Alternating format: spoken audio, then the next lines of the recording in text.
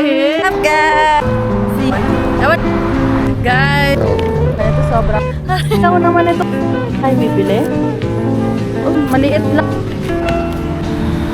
Guys. Hi guys! Welcome back again to my YouTube channel. Bali, nandito na kami sa bahay ni Marvin. Mga 20 minutes na pala. Hindi ako nakapag-video. Mula nung naglabas kami sa trabaho hanggang makauwi na kami dito. Bali, pagkadating, nagsaing agad ako. Tapos, nag-iinit na ako ngayon ng sinigang. Dahil kakain kami ni Marvin. At ito si Marvin, hindi ko mapakita dahil kita yung puwet. Nagpupunas kasi siya ng sahig. Yan, pinupunasan niya. Kasi nag-vacuum siya. So, mag-unti-unti kami maglinis dahil ang kalat talaga ngayon ng bahay. At ang dami naming inilabas na gamit. Kasi naggala-gala kami, diba? So, pag-uwi, wala na kaming lakas para maglinis. Ngayon lang kami nag-unti-unti ulit maglinis-linis, guys. Hindi ko talaga mapakita sa inyo si Marvin, promise. So, pakita ko. Kasi naman, kita yung puwit, nagpupunas. Ayan o, ayan. Kasi nga siya yung nag-vacuum, so nakapagpunas-punas na siya dito. Tapos kahapon, di ba nga pumunta kami ni Marvin doon sa, magpapagupit. So, nandun yung store ng Chinese store. Bumili ako nito para sa mantika. Yung di pusit-pusit na lang. Kasi, pag yung mantika, sa amin guys, yung mantika, langis ang tawag. Tapos naalala ko pala nung nasa Manila na ako, nung umimik ako ng langis, hindi nila alam kung anong langis. Kasi ang langis, sa inyo ba bebe, anong langis? Oh, kasi parang sa Manila yung langis gasolina. Yun, gasolina. Tapos taon-taon sa kayong kibin. Kasi ngayon, yung sa PBB guys, Pinoy Big Brother, kung nanonood kayo nun sa Pilipinas, meron kasi doon na maubanin, nakasalit. Malapit lang yung bahay niya sa amin. Tapos may nag-trending na sinabi niya, sabi kasi ni Colette, hindi daw siya talaga lalabas ng bahay ni Kuya. Tapos sabi, hindi wag ka maggayak. Tapos sabi, ano daw yung gayak? Yung gayak, mag-impake. Yun, mag-impake. Di tawanan sila. So, share din ng mga taga-Quezon, tawanan. Kasi nga, may mga comment na sa Manila daw, hindi daw alam yung ganto-gantong salita ng mga taga-Quezon. Tapos, naalala ko si Ate Debbie nung sinabi ko, yung may nabubo. Nabubo. Yung si Debbie. Parang si Ate Debbie, nag-loading. Tapos napatingin kay Marvin. Tapos sabi ni Marvin, natapon. Ayan, natapon. Kaya sabi na ate, siya eh. Hindi daw niya alam kung ano yung sinabi ko eh. Ayan, kaya nga, pag si Marvin kasama ko, syempre, alam niya na yung mga ibang salitain ng maubanin. Kasi pag minsan, dati, nagtatanong din siya kung anong sinasabi ko, tapos sinasabi ko na ganito. Minsan, hindi ko ma-translate yung anong word niya talaga, tapos nagpapatulong pa ako kay Marvin kasi iyon yung kinasanayan kong salita, di ba? Sabi ko nga, ano ba, ibang word pa nito, itong sinasabi ko. Ayan, si Marvin ang So, ayan, lalagyan ko lang siya ng mantika. Excited na ako lagyan. Tapos, ha? Guys, di pa rin okay yung kuko daw niya. 1 year nang mahigit yung bulok. Pinapahaba niya. Isang taon lang. Ang grabe. Ba't madilim? Madilim yung camera ko. What's up guys? Bala nakalabas na kami uli ni Marvin. Taas ng sikat ng araw. Aba! Maglalakad-lakad na kami. Hindi, magano kami? Bibili kami ng bigas kasi naka-sale ngayon ng bigas sa No Frills. Nag-message sa amin si Tita Regina na may sale. May malapit lang dito sa amin. Lakad lang. Kaya, nasa harap ko si Marvin. Ayan. Hindi man siya kita dahil sa sikat ng araw. Sinag ng araw. Ayan. Lalakad kami ni Marvin.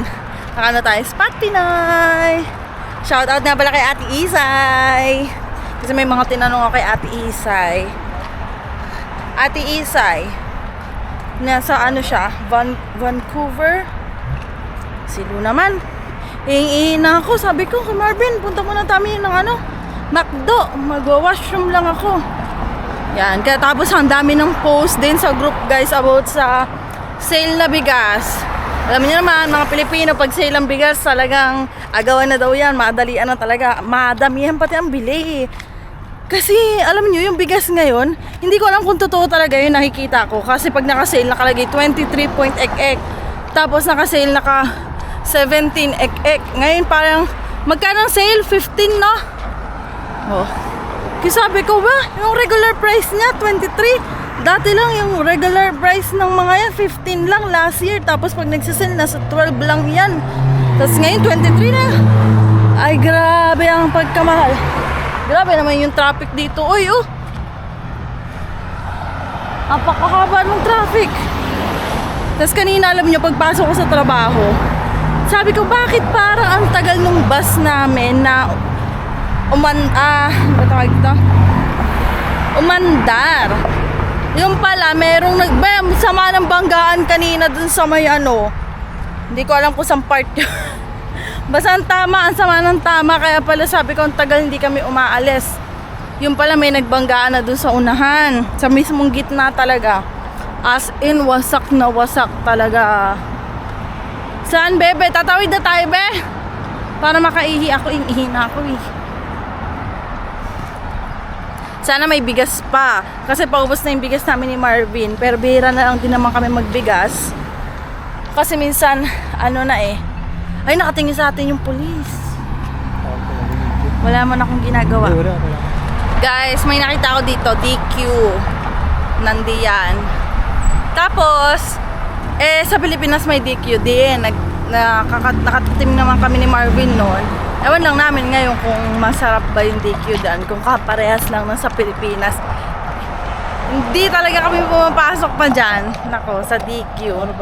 Hindi ko alam magkano ice cream dyan eh. Baka medyo pricey. Ayan, malapit na kami sa McDo. Ano yung may tunog ng tunog, bebe? Na ako. Hindi ko tingnan mo, paiba-iba yung kulay nung ko sa camera. Palit-palit ako ng setup. Hindi ko na makuha yung dati kong setup. Ang hirap. Hindi ko pa kasi ito pinag-aanuhan eh. Paiba-iba. May minsan may blue, may maitim. Grabe na sa itim. Ngayon naman sobrang liwanag. Ang hirap pag-aralan yung mga ganitong camera. Hindi ako marunong. Sanay lang kasi ako sa phone lang ako nagbibideo eh. Video. Ayan na, McDo. Hello, McDo. Dito may palaruan pa dito kasi ibang McDo wala silang palaruan. Sa Pilipinas ba, tinanggal na yung mga ganyang palaruan. Naku, naalala ko yung bata pa ako kaya dinadayo lang namin yung palaruan eh. Charing. Ay, baka nung pandemic na. Ice cream, $2 yung ice cream hanggang ngayon. Pero ngayon summer lang yan, no? Guys, tapos na akong umihi. Pupunta na kami sa No Frills. Ayan lang, sa kanto lang yung No Frills. Ang aking bebe. Kala namin medyo malamig. Nalimutan ko kasi yung jacket ko dalhin. Kasi hinahanap ko yung susi. Si Marvin nakalayas na sa bahay, sa basement. Nandun na siya sa labas. Tapos yung medyas ko, kung makikita nyo, magkaiba ng kulay. Kasi kami, pag kami ng medyas, parang yung nakasapi na sa loob yung isa. Kuha ko, look. Black and gray yung kulay. And si Marvin yung nagtiklop kahapon. So siya pag magkaibang kulay. Tapos inaano ko pa. Baka malamig. Hindi naman, sakto lang yung sakto lang yung hangin. As in, masarap. Ayan, no frills. No frills. Ang layo-layo tingnan naman ito. Sobrang wide talaga nitong kamerang to. Nandito na kami sa No Frills. Din naman nyo yung aking sobrang dilaw naman itong camera ko ba. Maliit lang yung No Frills dito sa amin. Parang walang bigas na naka-sale. Baka dun sa mga lalaking No Frills, bebe, wala dito. Ayun, check mo dyan kung may naka-sale na bigas. Wala pala dito, no? Wala, maubusan na tayo ng bigas. Ano yan? Magkano yan?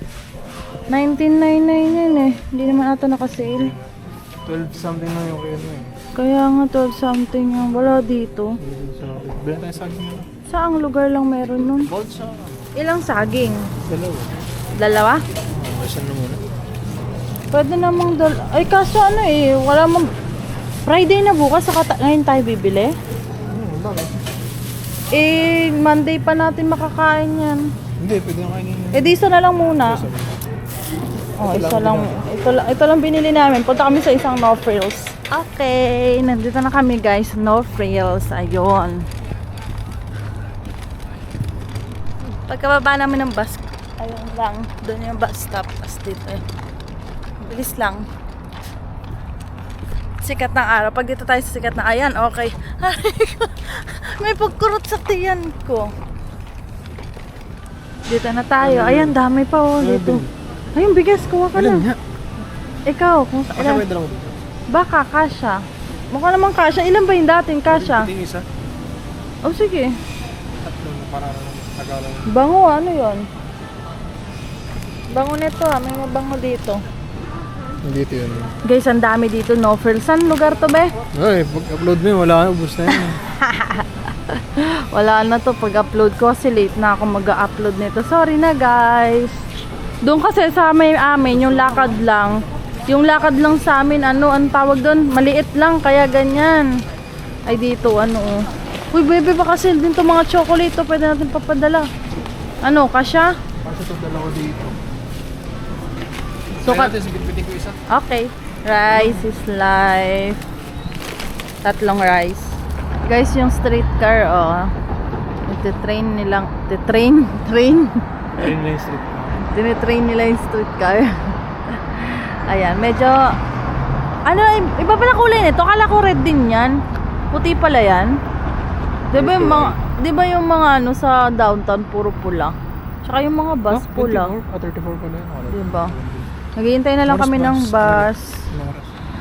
Ayan. Okay naman. May ay ano.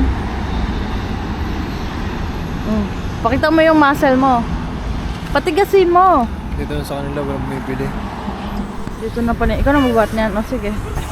Dito na yung bus namin, guys. Bitbit na ni Marvin to. Okay, guys. Nandito na kami ni Marvin sa bahay. Ayan siya. Kumakain na ng saging. Ako mag-e-edit lang ako ng vlog muna. Tapos tuloy ko yung chikahan natin. Mamaya mag-share ako sa inyo. Share na naman. Hi guys! Bali hindi ko pala natapos yung vlog ko nung Friday. Tuloy lang natin. Monday ngayon pero bukod yung vlog ko nung Sabado at Linggo.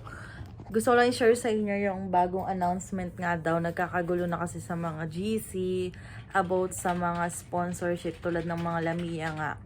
Dahil nga parang i-ano na talaga nila yon. Parang i-stop, ewan natin kung ano mga pwede mangyari. Ayun, parang ang dami nag-ano na paano daw ba makakasama din ba yung mga nag-a-apply ngayon. Pero sabi nila, before September 3, kapag nakapagpasa ng mga requirements pag-apply ng Lamia, hindi ata siya pasok. So, ang dami na nagko-comment sa mga group. Mga tourist visa. Sobrang daming mga tourist visa dito, guys, na naghahanap ng trabaho. Naghahanap sila ng employer na willing to sponsor talaga. Siyempre, para kasan loob. Tapos, may mga iba pa ako nababasa nagpo-post kung worth it pa raw bang pumunta dito sa Canada dahil ang dami ng nababagong policy. May ibang nagko-comment na wag mo nang subukan lalo na ngayon. Ang hirap talaga. Tapos, may iba nagko-comment na bakit daw nagbibigay ng negative comment agad, hindi pa nasusubukan ng tao. Syempre, tayong mga nandito na experience, parang nadadama na natin yung mga nangyayari na bagong policy dito sa Canada. Kaya syempre, ayaw natin na maranasan na din nila yung parang stress talaga. Sobrang, hindi lang mga nag-a-apply ng nag-a-apply dito na nandito na. Ay, mga nag-a-apply, mga tourist visa na nag-i-stay na dito sa Canada. syempre sobrang stress sa kanila. Tapos, isa din sa mga international student dahil nga malapit na yung botohan. Tapos, pag nanalo yung asa na gusto talaga niya na i-ano na, parang pa-stop or pabawasan yung mga international student na papasok dito.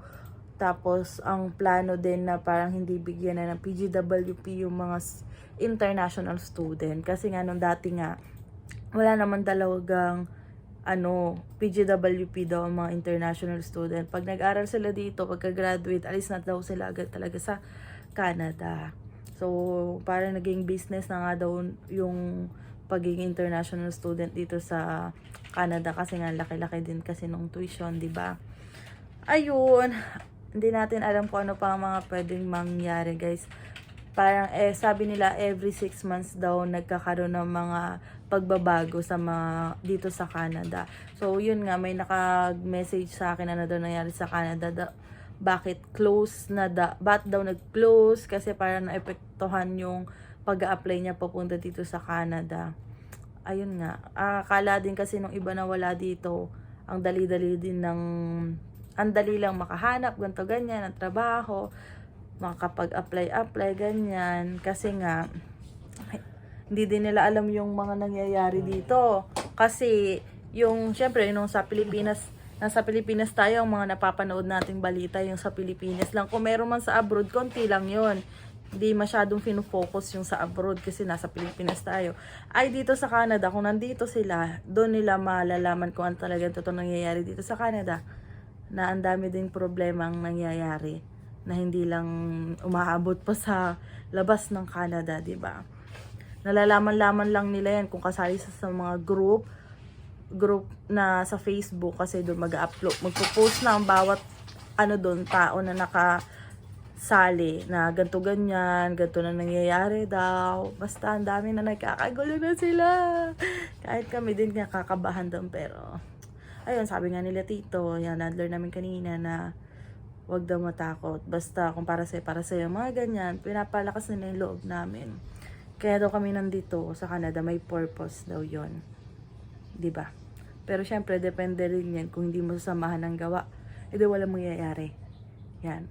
So, ayan, maniwala lang. Tapos sabi ni Tito, basta wag mo pakalimutan si Lord. Dapat laging kasama si Lord. Huwag mo kakalimutan magdasal.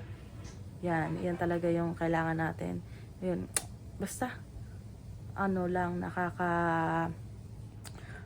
yung bang minsan mapapaisip ka, walang tama ba yung ginawa namin na pumunta kami ng Canada, ganto. Pero sa amin, kahit nahihirapan kami, madami pa rin kaming magandang na-experience dito sa Canada. Parang ang laki din ng mga bagay na natulong sa amin ng Canada. Kaya, ayun, kahit sobrang hirap, pinipilit pa rin namin ilaban ng Canada. So, ayan, nagtututbrush na si Habi, guys. Kaya magpapaalam na ako. Wait na lang ulit tayo sa mga update. Tingin-tingin, ng mga post. So, ayun. Bale, pasok yung Ontario, no? Toronto. Windsor number 1 sa pinaka madaming unemployed, no? Na unemployed kasi yung parang 6% pataas, yun daw yung mga parang i-close yung sponsorship. Kasi sabi ko, oh my God talaga. Pero yun talaga, kung yun talaga ang balak, okay, isip ulit tayo ng mga plan natin, next plan natin. Kasi tumatakbo na yung oras natin. Pero hindi pa nga dumadating yung aming GWP. Hindi pa na-approve. Paling kaibigan ni Marvin, approve na ng July. So, start ng July 2025, 2026, 2027. July 2027, no? Oo. 3 years. As in, kailan approve, yun din yung expiration for 3 years. Sa amin, waiting pa rin kami. Lang namin yung approval. Sana mayroon na, pero yun nga, inaano namin na sana kahit mga first week ng October o katapusan ng September para at least medyo mahaba-haba pa, diba guys? Ngayon, nag-aano rin kami, nag-a-apply na din si Bebe ng ibang, hindi naman labas ng dito pa lang sa Ontario. Kasi dito nga sa GTA, ang hirap talaga. mas maganda kung labas ng GTA makakuha ng work. Yun nga yung inaano namin, Windsor, Hamilton kasama pa rin ba, no? Guelph kasama pa rin. Basta, oo. Ay, hindi na pala kasama ang Guelph. So, yung mga part na yon, Thunder Bay, St. Catherine ba yon? St. Catherine, dyan, labas. Yun yung mga ina-apply ni Bebe kasi mas malaki yung ano talaga na pag si Marvin nag-apply kasi nga may certificate siya na nag-aral siya dito sa Canada. Ang mga na-apply niya yung mga machine operator, superintendent, building maintenance kasi iyan yung mga pasok pang apply ng PR. Saka yun para kay Marvin kasi lalaki din yung kalimitan na tinatanggap nila sa babae, hindi masyado para pag sa mga ganyang skilled yan. So, ayun. Kaya kapag nakakuha si Marvin dun, baka dun na yung time na kumuha ng sasakyan kasi kailangan ni Marvin yan at malayo. And baka lilipat talaga kami. Pero dito lang sa Ontario, guys. Yun lang. Pag nakakuha ng work si Marvin, kasi napakalaking bagay din na makakuha ng work si Marvin sa labas ng GTA. Malaking bagay talaga. Dito kasi sa GTA, malaki talaga yung labanan pagdating sa pag-apply ng PR kasi sobrang dami nga naman dito. Kaya ang dami na rin umaalis. Yung iba nga hindi na dito mismo sa Ontario lumilipat. As in ibang province na like Vancouver, Alberta, Calgary, Saskatchewan kasi yun nga yung mga madadali nga daw maging PR. So, ayun lang guys. Don't forget to like and subscribe sa YouTube channel ko. 8 PM na. Tutuloy ko lang yung edit ko tapos upload na natin to. Tutulog na ako nun. Bye! Don't forget to like and subscribe sa YouTube channel ko, TikTok account ko na Crystal Herrera, Facebook page na Crystal in Canada. Thank you!